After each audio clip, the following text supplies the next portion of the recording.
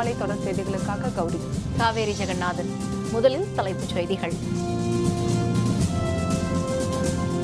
சசிகலா உள்ளிட்டோருக்கு 4 ஆண்டு சிறை, 3 பேருக்கும் தலா 10 கோடி ரூபாய் அபராதம்.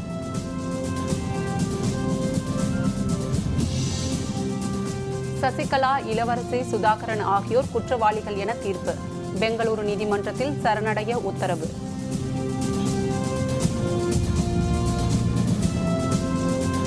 தீர்ப்பை எதிர்த்து மேல்முறையீடு செய்வோம், தம்பிதுரை தகவல். அதிமுக சட்டப்பேரவை கட்சித் தலைவராக தேர்வு. ஆளுநரை சந்திக்கிறார் எடப்பாடி பழனிசாமி. ஜெயலலிதாவின் நல்லாட்சி தொடரும் என முதல்வர் உறுதி. கட்சியின் நலன் கருதி முடிவெடுக்க அதிமுக எம்எல்ஏக்களுக்கு அழைப்பு.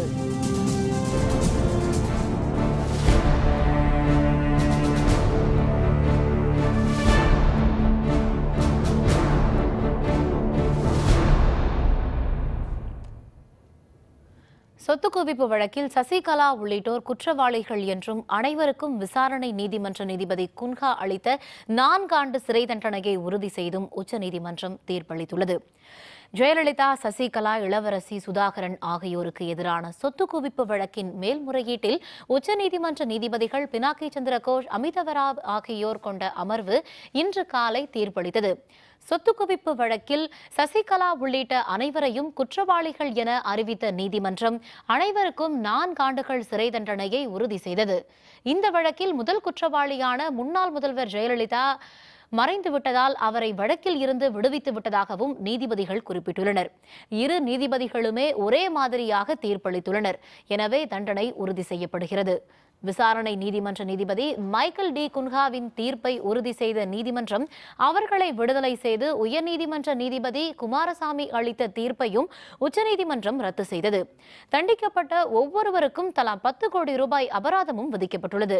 570 பக்கங்கள் கொண்ட தீர்ப்பில் மூவரும் வருமானத்திற்கு அதிகமாக 211% அளவிற்கு சொத்து குவிப்பு செய்திருப்பது உறுதியாகியுள்ளதாக நீதிபதிகள் தெரிவித்துள்ளனர். மூவரும் குற்றவாளிகள் என்று அறிவிக்க இது ஒன்றே போதும் எனவும் நீதிபதிகள் தீர்ப்பில் குறிப்பிட்டுள்ளனர்.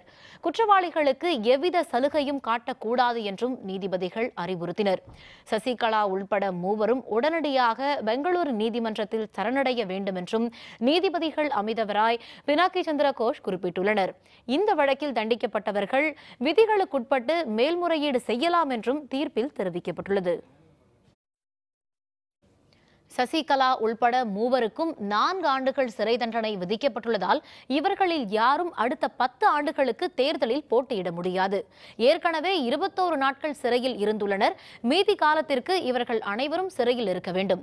4 ஆண்டு சிறை தண்டனை விதிக்கப்பட்டதால் சசிகலாவால் தேர்தலில் போட்டியிட முடியாது. இதன் மூலம் அவர் தமிழ்நாட்டின் முதல்வராகும் வாய்ப்பு அற்றுப்போய்விட்டது. இதனிடையே பெங்களூரு நீதிமன்றத்தின் 48வது அறையில் நீதிபதி அசோக் நாராயணன் முன்னிலையில் சசிகலா உள்ளிட்ட மூவரும் ஆஜராக வேண்டும் என்று பெங்களூரு நகர சிவில் நீதிமன்ற பதிவாளர் ராதாகிருஷ்ணன் தெரிவித்துள்ளார். ஆஜராவதற்கான காலக்கெடு எதுவும் பதிவாளரின் அறிவிப்பில் குறிப்பிடப்படவில்லை. சசிகலா சொத்து குவிப்பு வழக்கின் தீர்ப்பை எதிர்த்து மேல்முறையீடு செய்ய உள்ளதாக சசிகலா ஆதரவாளரான மக்களவை துணைத் தலைவர் தம்பிதுரை தெரிவித்துள்ளார். தில்லியில் செய்தியாளர்களுடன் பேசிய தம்பிதுரை, பெரும்பான்மை தங்கள் பக்கம் இருப்பதால் ஆளுநர் ஆட்சி அமைக்க தங்களை விரைவில் அழைக்க வேண்டும் என்றும் கேட்டுக்கொண்டார். மேலும் சசிகலா வழக்கில் உச்சநீதிமன்ற அமர்வின் தீர்ப்பை எதிர்த்து மேல்முறையீடு செய்ய உள்ளதாக அவர் தெரிவித்தார்.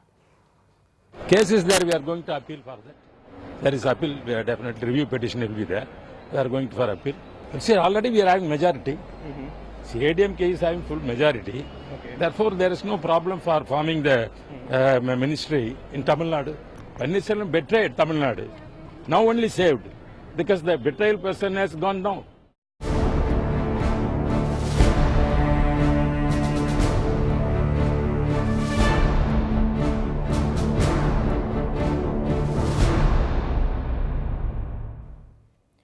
கூவத்தூர் விடுதியில் தங்கியிருக்கும் எம்எல்ஏக்களுடன் சசிகலா ஆலோசனை நடத்தியதை அடுத்து அதிமுகவின் புதிய சட்டப்பேரவை கட்சித் தலைவராக எடப்பாடி பழனிசாமி தேர்வு செய்யப்பட்டுள்ளார். உச்சநீதிமன்ற தீர்ப்பை அடுத்து கூவத்தூரில் அதிமுக எம்எல்ஏக்கள் தங்கியிருக்கும் விடுதியில் தீவிர ஆலோசனைகள் நடைபெற்றன. ஏற்கனவே சட்டமன்ற கட்சித் தலைவராக தேர்ந்தெடுக்கப்பட்டிருந்த சசிகலா தண்டனை காரணமாக முதல்வராக பொறுப்பேற்க முடியாத நிலை ஏற்பட்டதால் சட்டமன்ற கட்சிக்கு மற்றொரு தலைவரை தேர்ந்தெடுக்கும் பணிகள் தொடங்கின. மூத்த நிர்வாகிகளுடனும் எம்எல்ஏக்களுடனும் பொதுச் செயலர் சசிகலா ஆலோசனை நடத்தினார். பல்வேறு பெயர்களும் பரிசீலிக்கப்பட்ட நிலையில் சட்டமன்ற கட்சித் தலைவராக எடப்பாடி பழனிசாமி தேர்ந்தெடுக்கப்பட்டார். இந்த தகவல் ஆளுநருக்கு தெரிவிக்கப்பட்டதை அடுத்து மாலை 5:30 மணியளவில் தன்னை வந்து சந்திக்குமாறு எடப்பாடி பழனிசாமிக்கு ஆளுநர் அழைப்பு விடுத்தார். இதையடுத்து பழனிசாமி ஆளுநர் மாளிகைக்கு புறப்பட்டுச் சென்றார். கூவத்தூரில் நடைபெற்ற அதிமுக எம்எல்ஏக்கள் கூட்டத்தில் கட்சியின் சட்டப்பேரவை குழு தலைவராக தேர்ந்தெடுக்கப்பட்ட எடப்பாடி பழனிசாமி ஆளுநர் வித்யாசாகர் ராவின் அழைப்பை ஏற்று இன்று மாலை அவரை சந்திக்கிறார். இது பற்றிய விரிவான விவரங்களை தருகிறார் நமது செய்தியாளர் விக்னேஷ். தமிழக அரசியல் களம் தற்போது ஒரு பரபரப்பான கட்டத்தை எட்டியுள்ளது. அதிமுகவின் பொதுச் செயலரான சசிகலா மீதான சொத்து குவிப்பு வழக்கின் மேல்முறையீட்டு மனு மீதான அந்த வழக்கின் தீர்ப்பானது இன்று வெளியாகி இருக்கிறது. அதில் அதிமுகவின் பொதுச் செயலராக இருக்கக்கூடிய சசிகலா குற்றவாளி என தீர்ப்பு வழங்கியதை அடுத்து அவர் முதல்வராவதில் சிக்கல் ஏற்பட்டது. இதனைத் தொடர்ந்து கூவத்தூரில் தங்கியுள்ள சட்டமன்ற உறுப்பினர்களுடைய அவசர ஆலோசனை கூட்டம் நடைபெற்றது. இந்த ஆலோசனை கூட்டத்தில் அதிமுகவின் மூத்த நிர்வாகியான எடப்பாடி பழனிசாமியை சட்டமன்ற குழு தலைவராக ஒருங்கிணைந்து அனைத்து சட்டமன்ற உறுப்பினர்களும் தேர்ந்தெடுத்துள்ளனர். இதனைத் தொடர்ந்து எடப்பாடி பழனிசாமி அங்கு உள்ள சட்டமன்ற உறுப்பினர் கையொப்பமிட்ட அந்த நகலை ஃபேக்ஸ் மூலமாக தமிழக ஆளுநருக்கு அனுப்பியிருக்கின்றனர். இதனைத் தொடர்ந்து ஆளுநரை நேரில் சந்திப்பதற்காக நேரம் கேட்டுள்ளனர். ஆளுநரும் இதற்கு ஒப்புதல் அளித்து இன்று மாலை ஆளுநரை சந்திப்பதற்கு, அதாவது எடப்பாடி பழனிசாமி உள்ளிட்ட 12 அமைச்சர்களுக்கு நேரம் ஒதுக்கியுள்ளார். கூவத்தூரிலிருந்து புறப்பட்ட எடப்பாடி பழனிசாமி உள்ளிட்ட 12 அமைச்சர்கள் தற்போது ஆளுநர் மாளிகைக்கு வந்துள்ளனர். அவர்கள் ஆளுநரை சந்தித்து தங்களுக்கு போதிய அளவு பெரும்பான்மை இருப்பதாக, தாங்கள் ஆட்சி அமைப்பதற்கான முழு பெரும்பான்மை தங்களிடம் இருப்பதாக அந்த கையெழுப்பமிட்ட சட்டமன்ற உறுப்பினர்கள் கையொப்பமிட்ட அந்த கடிதத்தை ஆளுநரிடம் ஒப்படைப்பார்கள் என எதிர்பார்க்கப்படுகிறது. இதேபோல் தமிழக முதல்வராக இருக்கக்கூடிய ஓ பன்னீர்செல்வம் ஆளுநரிடம் தொலைபேசி வாயிலாக தொடர்பு கொண்டு தங்களுக்கும் சட்டமன்றத்தில் பெரும்பான்மை நிரூபிப்பதற்கு சட்டமன்ற உறுப்பினர் போதிய அளவில் சட்டமன்ற உறுப்பினர்கள் இருப்பதாகவும் அவர் தொலைபேசி வாயிலாக பேசியுள்ளதாகவும் தகவல்கள் வெளியாகியுள்ளது. இதன் காரணமாக ஆளுநர் மாளிகையில் தற்போது ஒரு பரபரப்பான சூழல் நிலவி வருகிறது. வேந்தர் செய்திகளுக்காக ஆளுநர் மாளிகை வளாகத்தில் இருந்து ஒளிப்பதிவாளர் சிவாவுடன் எஸ் விக்னேஷ். தமிழகத்தில் தற்பொழுது நடைபெற்று வரும் மறைந்த முதல்வர் ஜெயலலிதாவின் நல்லாட்சி தொடரும் என முதல்வர் ஓ பன்னீர்செல்வம் தெரிவித்துள்ளார். கூவத்தூரில் அதிமுக எம்எல்ஏக்கள் கூட்டம் நடைபெற்ற நிலையில் சென்னையில் தனது இல்லத்தில் செய்தியாளர்களுடன் பேசிய பன்னீர்செல்வம் ஜெயலலிதாவின் ஆன்மா உயிரோடு இருப்பதாகவும் சட்டம் ஒழுங்கை காப்பதாக அதிமுகவினரின் நடவடிக்கை இருக்க வேண்டும் என்றும் கேட்டுக் கொண்டார். ஜெயலலிதாவின் நல்லாட்சி தொடர வேண்டும் என்றும் அவர் கேட்டுக் கொண்டார். தனது உரையில் சசிகலாவுக்கு அளிக்கப்பட்ட தண்டனை பற்றி அவர் எதுவும் குறிப்பிடவில்லை. அம்மா அவருடைய ஆன்மா இன்னும் உயிரோடுதான் இருக்கிறது. மாண்புமிகு அம்மாவுடைய ஆன்மா நமது நாட்டையும் நமது நாட்டு மக்களையும் உறுதியாக காப்பாற்றி நல்வழிப்படுத்தும் என்பதை இங்கு வருகை புரிந்திருக்கின்ற கழக உடன்பிறப்புகளுக்கும் மாண்புமிகு அம்மா அவர்கள் மீது மாறாத பாசமும் பற்றும் வைத்திருக்கின்ற அனைத்து பொறுப்பாளர்களுக்கும் பொதுமக்களுக்கும் என்னுடைய பணிவான நன்றி கலந்த வணக்கத்தினை இந்த நல்ல நேரத்திலே தெரிவித்துக் கொள்ள கடமைப்பட்டிருக்கின்றேன். மாண்புமிகு அம்மாவுடைய நல்லாட்சிதான் இப்பொழுதும் நடைபெற்றுக் கொண்டிருக்கிறது. தொடர்ந்து மாண்புமிகு இதயம் டாக்டர் புரட்சி தலைவி அம்மாவுடைய நல்லாட்சிதான் நடைபெறும். மாண்புமிகு அம்மா அவர்கள் கொள்கைகளை, கோட்பாடுகளை உறுதியாக மாண்புமிகு அம்மாவுடைய வழியில் செயல்படும் நம்முடைய அரசு உறுதியாக செயல்படுத்தும் என்பதை நான் இந்த நல்ல நேரத்திலே தெரிவித்துக் கொள்ள கடமைப்பட்டிருக்கின்றேன். முழுவதுமாக அனைத்திந்திய அண்ணா திராவிட முன்னேற்ற கழகத்துடைய மாண்புமிகு சட்டமன்ற உறுப்பினர்களுடைய பெரும்பான்மை ஆதரவுடன் மாண்புமிகு அம்மாவுடைய நல்லாட்சி, இப்பொழுது நடைபெற்றுக் கொண்டிருக்கின்ற நல்லாட்சி தொடரும் தொடரும் தொடரும். ஆகவே மாண்புமிகு அம்மா அவர்கள் நல்லாட்சி நடைபெற்றுக் கொண்டிருக்கிற தமிழகத்தில் அமைதியை நிலைநாட்டுவது நமது மிகப்பெரிய கடமையாகும். இருக்கின்ற சூழ்நிலையை நாம் பொறுமையோடு பார்த்து நம்முடைய நோக்கம் மாண்புமிகு அம்மாவுடைய நல்லாட்சியை தொடர்ந்து எந்தவித இடையூறுக்குள்ளாமல் சட்டம் ஒழுங்கை காப்பாற்றுகின்ற வகையில் நம்முடைய செயல்பாடுகள் இருக்க வேண்டும். தற்போதுள்ள சூழலில் கட்சியின் நலன் கருதி எம்எல்ஏக்கள் முடிவெடுக்க வேண்டும் என முதல்வர் பன்னீர்செல்வம் வேண்டுகோள் விடுத்துள்ளார். சசிகலாவுக்கு சிறை தண்டனை விதித்து உச்சநீதிமன்றம் தீர்ப்பளித்துள்ள நிலையில் முதல்வர் பன்னீர்செல்வம் அறிக்கை ஒன்றை வெளியிட்டுள்ளார். யாரும் எதிர்பாராத வகையில் நடந்த ஒரு சில நிகழ்வுகளால் சில நாட்களாக அதிமுக ஆட்சி மீதமுள்ள ஆண்டுகளுக்கு தொடர்வதில் தற்காலிக இடையூறு மட்டும் ஏற்பட்டுள்ளதாக குறிப்பிட்டுள்ள முதல்வர் பன்னீர்செல்வம், மறைந்த முதல்வர் ஜெயலலிதாவின் ஆட்சி தொடர்வதற்கு தேவையானவற்றை மனசாட்சிப்படி உடனடியாக மேற்கொள்ள வேண்டியது அனைவரின் கடமை என்றும் தெரிவித்துள்ளார். தற்போது ஏற்பட்டுள்ள மனக்கசப்பை கடந்து அனைவரும் ஒற்றுமையுடன் செயல்படுவோம் என குறிப்பிட்டுள்ளார். தமிழக அரசியல் விவகாரத்தில் மத்திய அரசு தலையிட விரும்பவில்லை என மத்திய அமைச்சர் வெங்கையா நாயுடு தெரிவித்துள்ளார். நிலையில் செய்தியாளர்களுடன் பேசிய அவர், ஆளுநர் தமிழகத்தில் நிலவும் சூழலை பொறுத்து முடிவெடுப்பார் என்றும் குறிப்பிட்டார். The center has no role to play. Governor will take a decision based on the situation there, and we don't want BJP has no interest to interfere, and we have no stakes also. Sasikala உள்ளிட்டோருக்கு சிறப்பு நீதிமன்றம் விதித்த தீர்ப்பை உறுதி செய்து உச்சநீதிமன்றம் தீர்ப்பளித்திருப்பது வரவேற்கத்தக்கது என்று கர்நாடக மாநில அரசு தரப்பு வழக்கறிஞர் PV ஆச்சாரியா தெரிவித்துள்ளார்.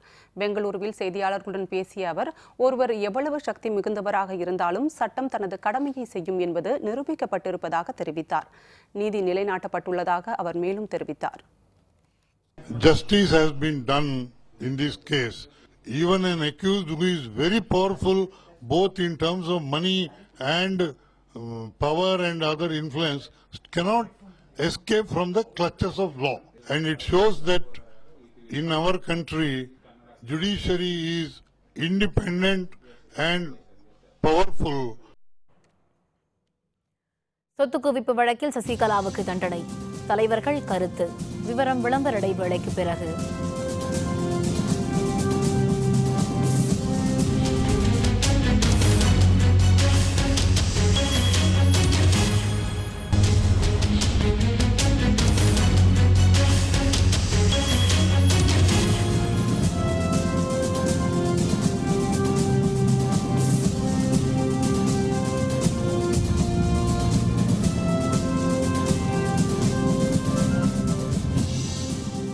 செய்திகள் தொடர்கின்றன.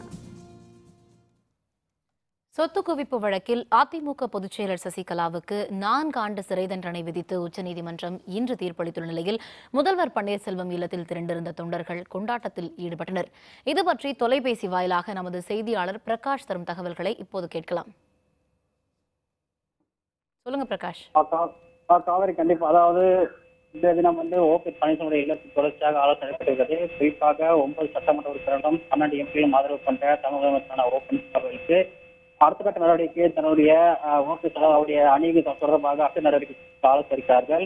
குறிப்பாக தற்போது அதிமுக எம்எல்ஏ குழு தலைவராக இருக்கக்கூடிய எடப்பாடி பழனிசாமி ஆளுநர் சந்தித்தார். அது தொடர்பாகவும் மேலும் இவர்கள் ஆளுநரை சந்திப்பது தொடர்பாகவும் தற்போது இந்த ஆலோசித்து வருகிறார்கள்.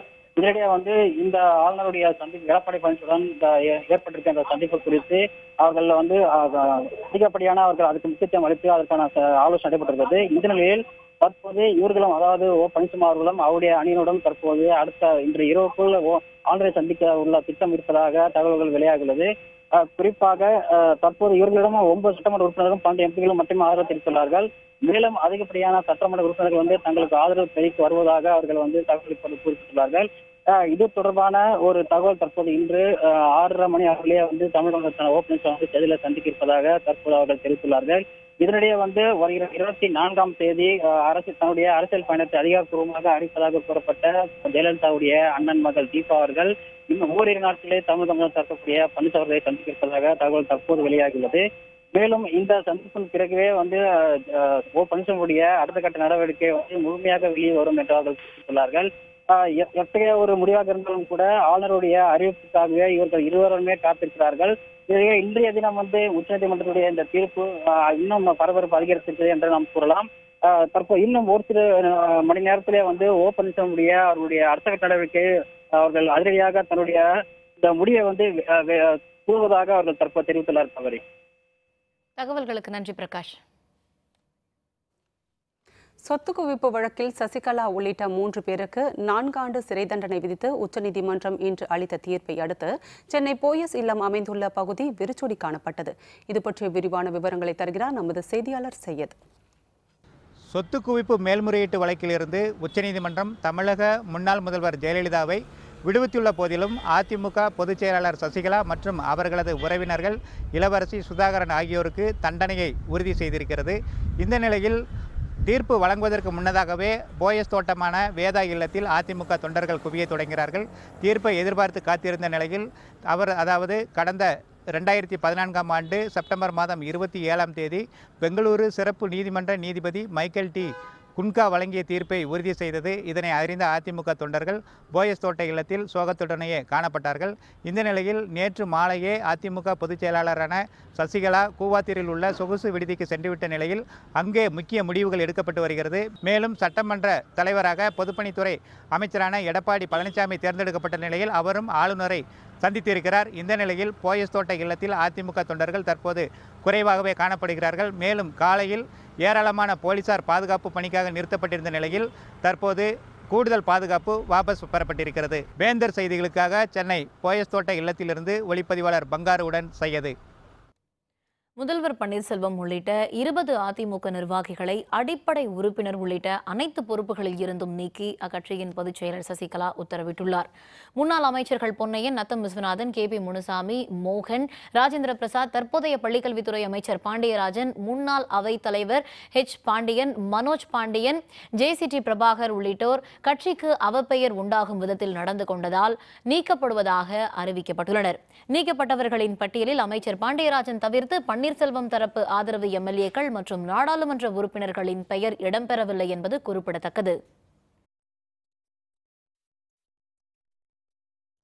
சொத்து குவிப்பு வழக்கில் உச்சநீதிமன்றம் அளித்துள்ள தீர்ப்பு வரலாற்று சிறப்புமிக்க தீர்ப்பாகும் என்று திமுக செயல் தலைவர் மு.க. ஸ்டாலின் தெரிவித்துள்ளார். சொத்து குவிப்பு வழக்கில் சசிகலா உள்ளிட்டோருக்கு பெங்களூரு தனி நீதிமன்றம் அளித்த தீர்ப்பை உச்சநீதிமன்றம் உறுதி செய்துள்ளது பற்றி திமுக செயல் தலைவர் மு.க. ஸ்டாலின் செய்தியாளர்களுடன் பேசினார். இந்த தீர்ப்பின் மூலம் 21 ஆண்டுகளுக்கு பின்னர் நீதி நிலைநாட்டப்பட்டுள்ளதாக மேலும் தெரிவித்த ஸ்டாலின், ஆளுநர் காலம் தாழ்த்தாது நிலையான ஆட்சி அமைய நடவடிக்கை எடுக்க வேண்டும் என்றும் மேலும் தெரிவித்தார். நீண்ட ஆண்டுகளுக்கு பிறகு, குறிப்பாக 21 ஆண்டுகளுக்கு பிறகு நீதி நிலைநாட்டப்பட்டிருக்கு. வரலாற்று சிறப்புக்குரிய வகையில் இந்த தீர்ப்பு அமைந்திருக்கிறது. உடனடியாக ஒரு நிலையான ஆட்சியை உருவாக்கி தருவதற்கு கவர்னர் அவர்கள் நடவடிக்கை எடுக்க வேண்டும் என்று நான் வற்புறுத்தி திராவிட முன்னேற்றக் கழகத்தின் சார்பில் கேட்டுக்கொள்கிறேன். இதனைத் தொடர்ந்து திமுக பொதுச் செயலர் அன்பழகன் ஸ்டாலின் சந்தித்து வாழ்த்து தெரிவித்தார். பின்னர் செய்தியாளர்களுடன் பேசிய அன்பழகன் 20 ஆண்டுகளாக நடைபெற்ற வழக்கில் வெற்றி கிடைத்துள்ளதாக தெரிவித்தார்.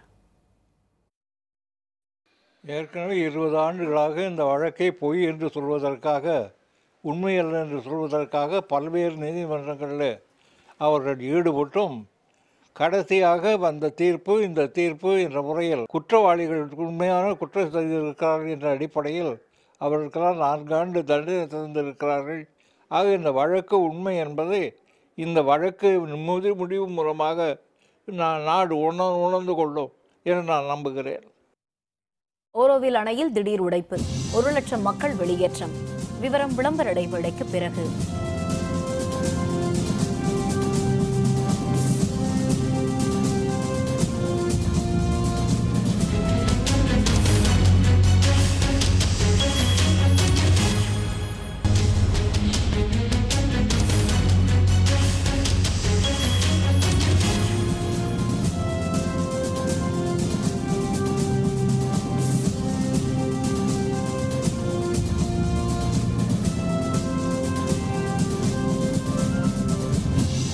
செய்திகள் தொடர்கின்றன. இனி அயலகச் செய்திகள்.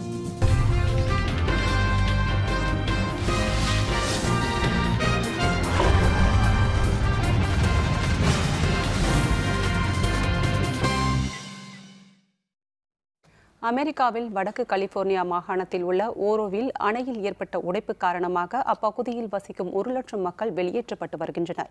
அமெரிக்காவின் மிக உயரமான அணை ஓரோவில் அணை. கலிபோர்னியா மாகாணத்தின் வடக்கே உள்ள இந்த 770 அடி ஆழம் கொண்ட அணையில் நீர் நிரம்பி இருந்த நிலையில் அணையின் மதகில் ஏற்பட்டுள்ள உடைப்பால் தண்ணீர் வெளியேறி வருகின்றது. எந்த நேரத்திலும் அணை முழுவதுமாக உடையலாம் என்பதால் அப்பகுதியில் வசிக்கும் 1 லட்சத்திற்கும் மேற்பட்ட மக்கள் பாதுகாப்பான இடங்களுக்கு அப்புறப்படுத்தப்பட்டு வருகின்றனர்.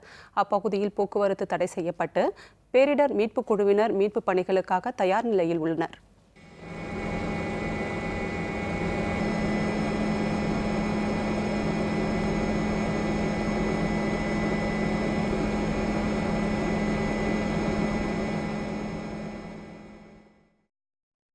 மீண்டும் தலைப்புச் செய்திகள்.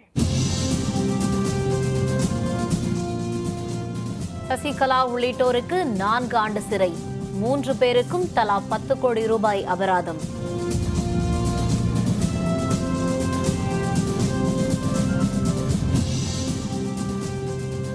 சசிகலா, இளவரசி சுதாகரன் ஆகியோர் குற்றவாளிகள் என தீர்ப்பு. பெங்களூரு நீதிமன்றத்தில் சரணடைய உத்தரவு.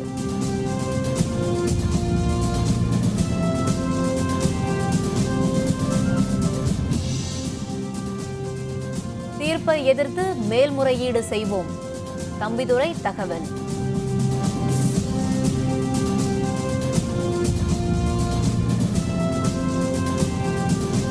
அதிமுக சட்டப்பேரவை கட்சித் தலைவராக தேர்வு. ஆளுநரை சந்தித்து ஆட்சி அமைக்க உரிமை கோரினார் எடப்பாடி பழனிசாமி.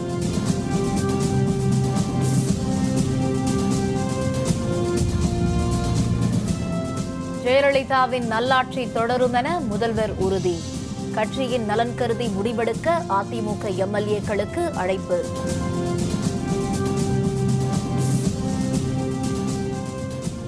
இத்துடன் வேந்தரின் அந்திமாலை தொடர் செய்திகள் நிறைவடைந்தன. மீண்டும் இரவு 7:30 மணிக்கு ஒரு நாள் ஒரு பொழுது இரவு செய்திகளில் சந்திப்போம். வணக்கம்.